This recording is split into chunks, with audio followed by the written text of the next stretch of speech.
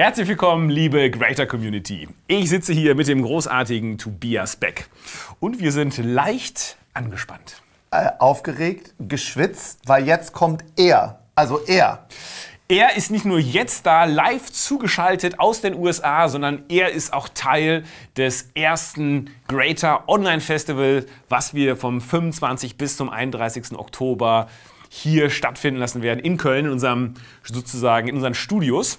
Und er ist jetzt live zugeschaltet. Wer ist es? Les Brown. Und warum ist er? Er hat in Atlanta gesprochen vor über 80.000 Menschen. Und wer das Video noch nicht gesehen hat, ist einfach der absolute Knaller. Ihr könnt euch freuen auf wahrscheinlich Lachen, Tiefgründigkeit, und er ist einfach nur für mich der absolut Beste.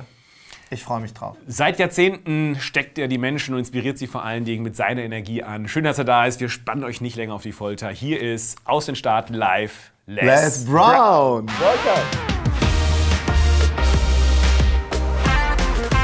Welcome, Les, to have you on our show at Greator. I'm here with Tobias Beck.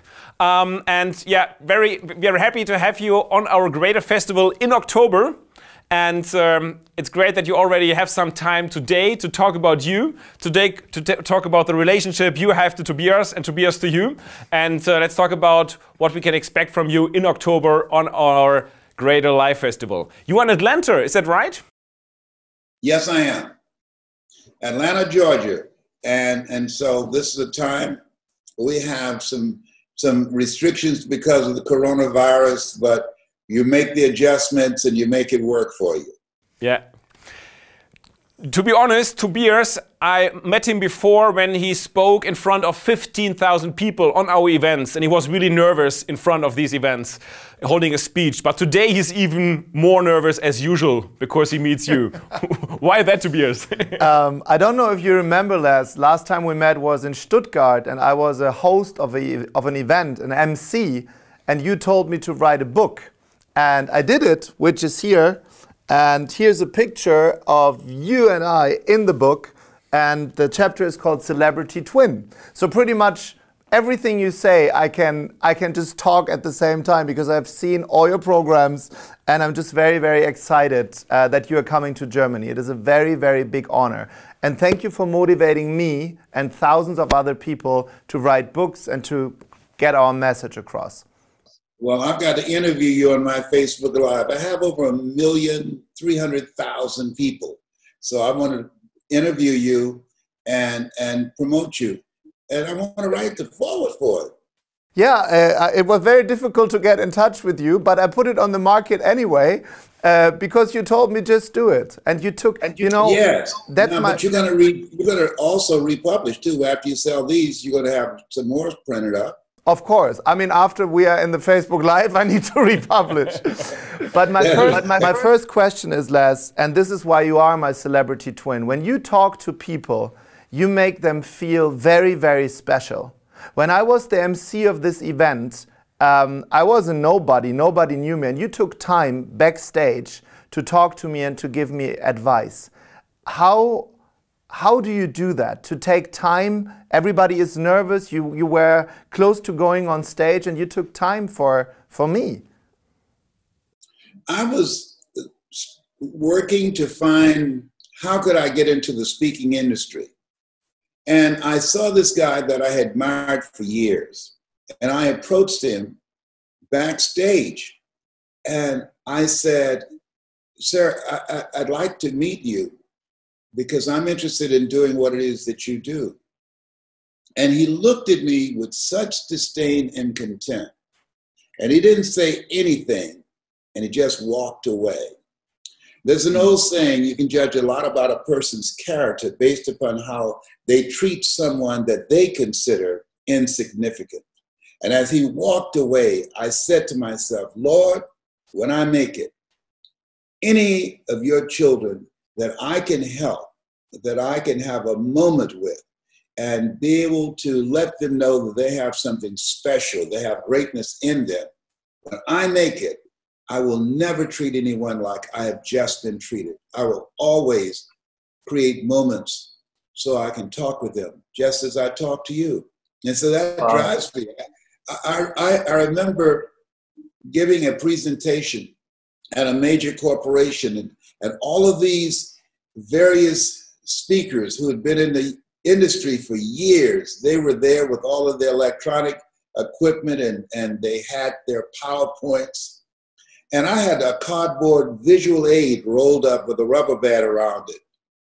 And so I looked at all of their equipment. I was the only one who had no equipment, just a rolled up visual aid that I had created that night before.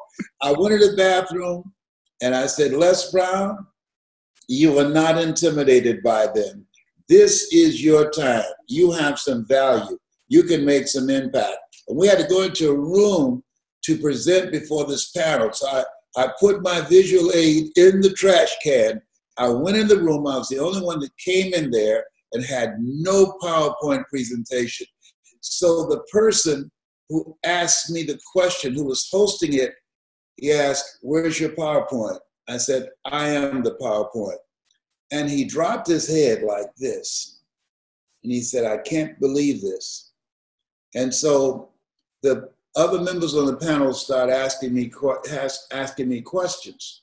And when they finished, I said, they said, is there anything else? And they said, no. And I turned to walk out, and he said, Mr. Brown, the reason that I dropped my head, I couldn't believe this.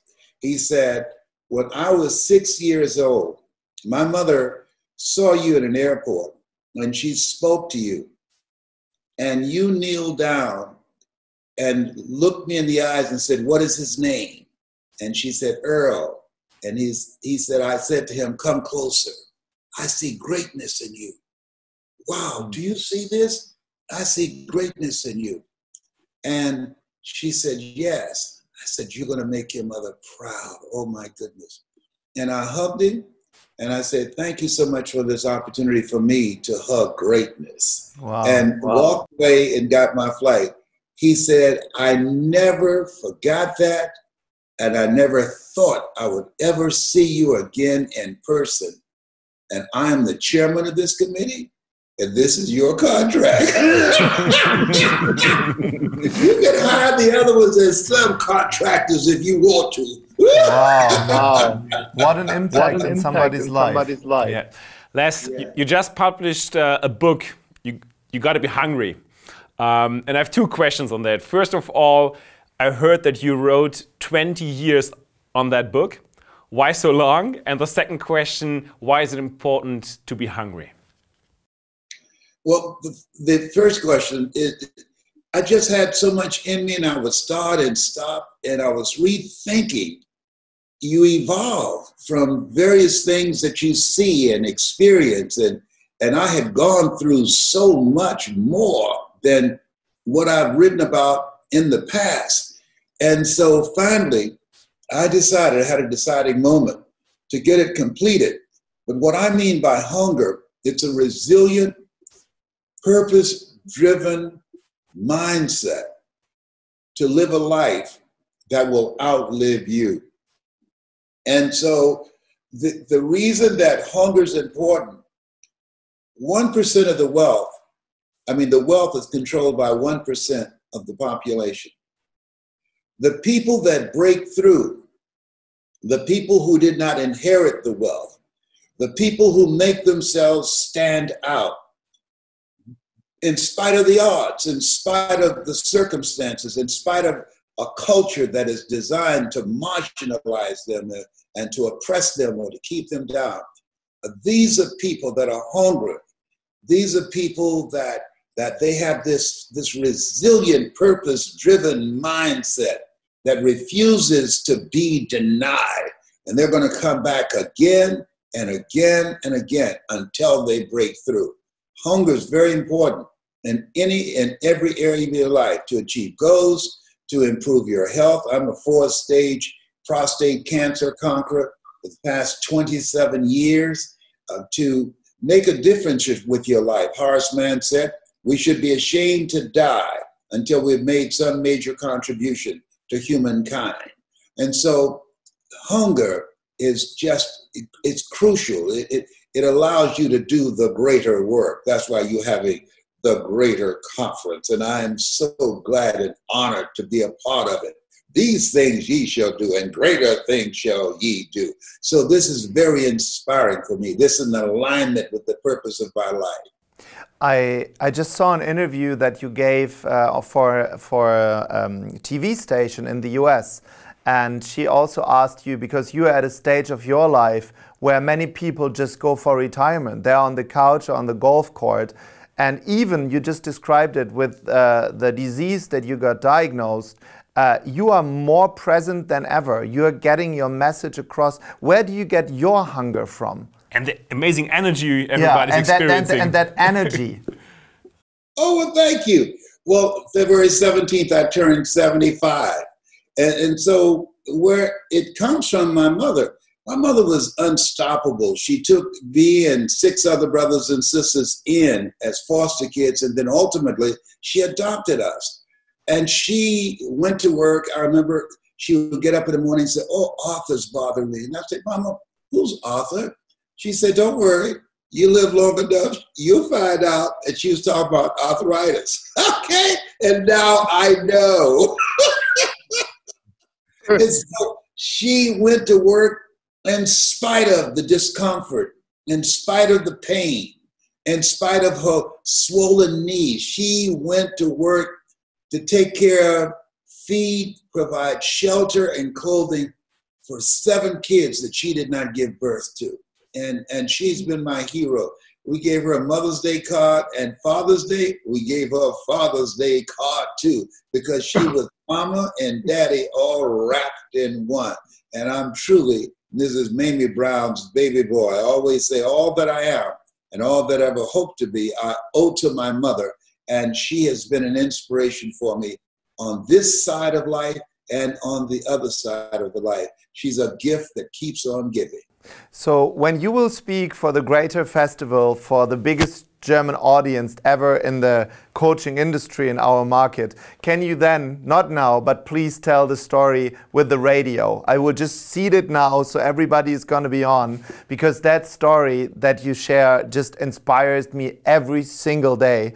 And you are just, for me and for so many people, a very, very big role model. And can you please make me the promise and tell that story at the Greator Festival in autumn? Will you do that? Absolutely, and absolutely. I want to hear it now. Do it. Yes, I'm going to do that. You got to be hungry. Oh, yes, you got to be hungry. I'm going to bring the heat of the passion. I'm going to bring the butter from the duck. Oh my gosh, yeah, it's going to be amazing. We will have a lot of people on, and it is a very, very big honor for us also to introduce you further to the German-speaking market. Yeah. I mean, you have a lot of fans here. Yeah, I'm very thankful that also your friend Bob Proctor is part of the program, John Todorico. So there will be some other amazing guys. John Strulecki will be there, James Doty, Gary Vaynerchuk, and of course many German top speakers as Toby, Stefan Friedrich, Laura Seiler, and many others.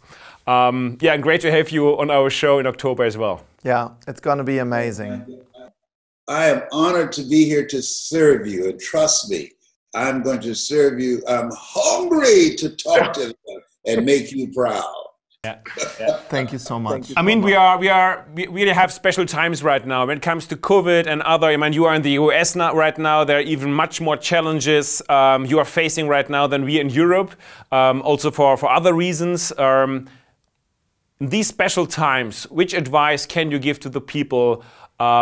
How to find inner strengths, how to deal with all these challenges. How are you dealing with it in your situation, and which other recommendation you can give to others to deal with these challenges?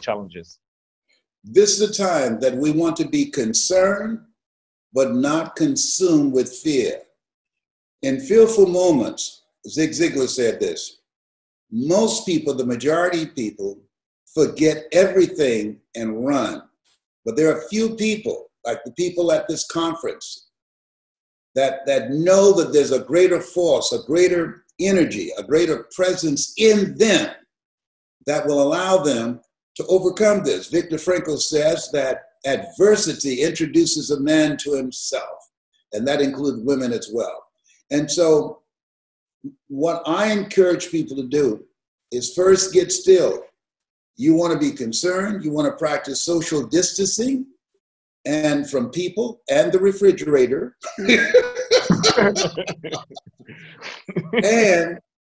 But you don't want to be consumed with fear.